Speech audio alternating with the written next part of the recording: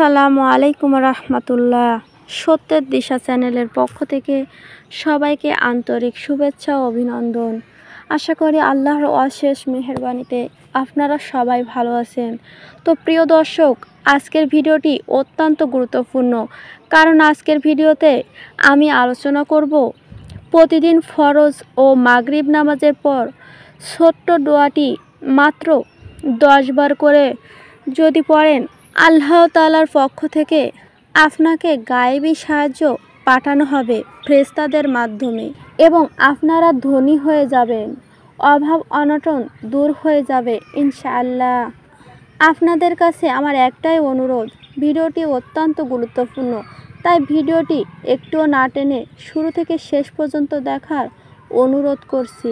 মানুষের জীবনে নানা ধরনের সমস্যা আপত্তি হয়, তখন মানুষ কষ্ট পায়, দুঃখ ব্যথায় জর্জরিত হয়, কেউ কেউ বিপদে ধৈর্য হারায়, দিশেহারা হয়ে পড়ে, কারো কারো স্বাভাবিক জ্ঞান বুদ্ধি লোপ পায়, কি করবেন ও কি করা উচিত তা নির্ণয় করতে পারেন না। এ ধরনের অবস্থা থেকে পরিত্রাণের জন্য মানুষ আল্লাহর কাছে সাহায্য কামনা করে, তার কাছে সহযোগিতা প্রার্থনা করে যেন তিনি সমস্যা মুক্ত করে দেন, বিপদ থেকে মুক্তি দান করেন। মানুষের কোন পথে ও কিভাবে আল্লাহর সাহায্য কামনা করবে সেই উপায় ও পথ তিনি বলে দিয়েছেন। এই প্রসঙ্গে পবিত্র কোরআনে ইরশাদ হয়েছে, তোমরা নামাজ ও সবর মাধ্যমে আমার সাহায্য কামনা করো। বস্তুত সৎ ও পূর্ণ পথে চলা যদি কারোর পক্ষে কষ্টকর বলে মনে হয়, তবে এই একমাত্র প্রতিষেধক হচ্ছে ধৈর্য, সহিষ্ণু ও নামাজ। আর এই দুটি কাজ থেকে মুমিন মুসলমানরা যে শক্তি লাভ করবে, সেটা তার চলার পথকে সহজতর করে দিবে। এছাড়াও নবীজি সাল্লাল্লাহু আলাইহি ওয়াসাল্লাম কঠিন বিপদ আপদের মুহূর্তে আল্লাহর গায়েবী সাহায্য লাভের কথা বলেছেন, এমনকি আল্লাহর সাহায্য লাভের দোয়া শিখিয়ে দিয়েছেন। এই দোয়াগুলোই আমরা সকাল সন্ধ্যা অর্থাৎ ফজর নামাজের পর এবং মাগরিব নামাজের পর অন্তত 10 বার করে পড়ব, যেন দোয়া এবং যে আমল করলে আল্লাহ তাআলার পক্ষ থেকে আপনাকে সাহায্য পাঠানো হবে, এই দোয়া এবং আমলটি আপনাদের শিখিয়ে দিচ্ছি। আবু মুসা রাদিয়াল্লাহু আনহু বলেন, আমরা কোনো এক সফরে রাসূল সাল্লাল্লাহু আলাইহি ওয়াসাল্লামের সঙ্গে ছিলাম। তখন মানুষ উচ্চস্বরে তাকরিম পাঠ করছিল।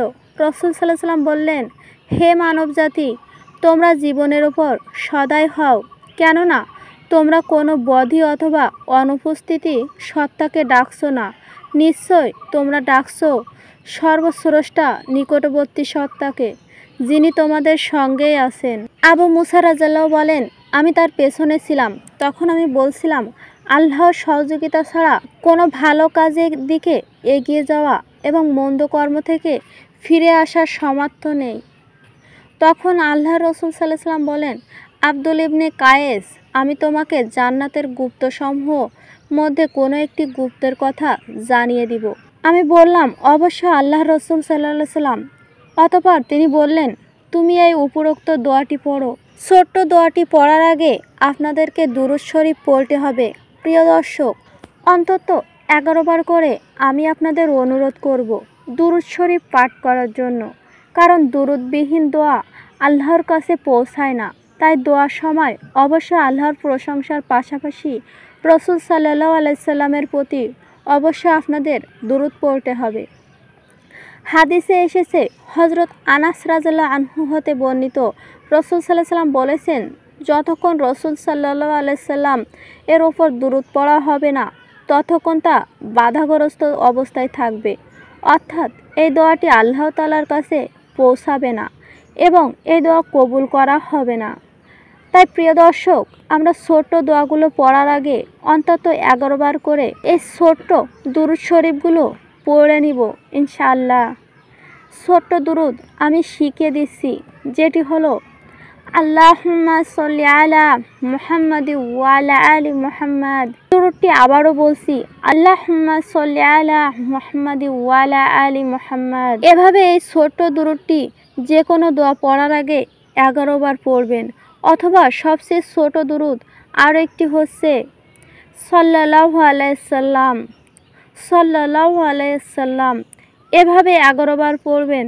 তারপর আল্লাহ তাআলার কাছে সাহায্য লাভে এই ছোট্ট দোয়াটি অন্তত আপনাদের অনুরোধ করব 10 বার পড়ার জন্য।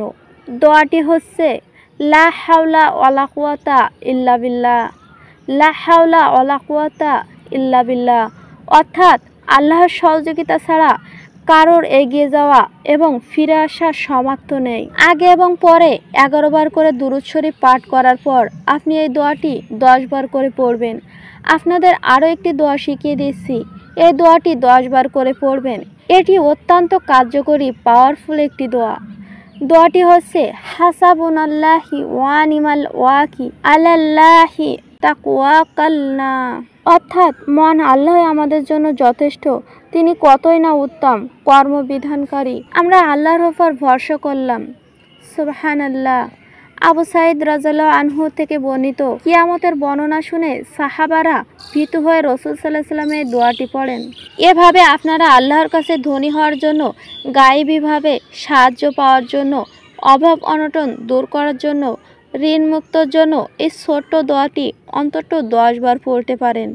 আর সেই দোয়াটি হচ্ছে সুবহানাল্লাহি ওয়া বিহামদি, সুবহানাল্লাহিল আযীম ওয়া বিহামদিহি আস্তাগফিরুল্লাহ, সুবহানাল্লাহি ওয়া বিহামদি, সুবহানাল্লাহিল আযীম ওয়া বিহামদিহি আস্তাগফিরুল্লাহ। অর্থাৎ আল্লাহ তাআলা পবিত্রতা বর্ণনা করছি এবং তার প্রশংসা গীতের সাথে স্মরণ করছি। মহান আল্লাহ তাআলা পবিত্র বর্ণনা করেছে এবং তার প্রশংসা বর্ণনার সাথে আল্লাহ তাআলার নিকট ক্ষমা প্রার্থনা করেছে। প্রিয় দর্শক, আবারও বলে দিচ্ছি, এই 3টি দোয়া 10 বার করে পড়ার আগে এবং পরে আপনারা অবশ্যই নবীজি সাল্লাল্লাহু আলাইহি সাল্লামের 11 বার দুরূদ শরীফ পাঠ করে নেবেন। এভাবে আপনাদের আমলগুলো আল্লাহ তাআলার পক্ষ থেকে আপনাকে সাহায্য ইনশাআল্লাহ পাঠানো হবে। আপনি এর ফল পাবেন ইনশাআল্লাহ।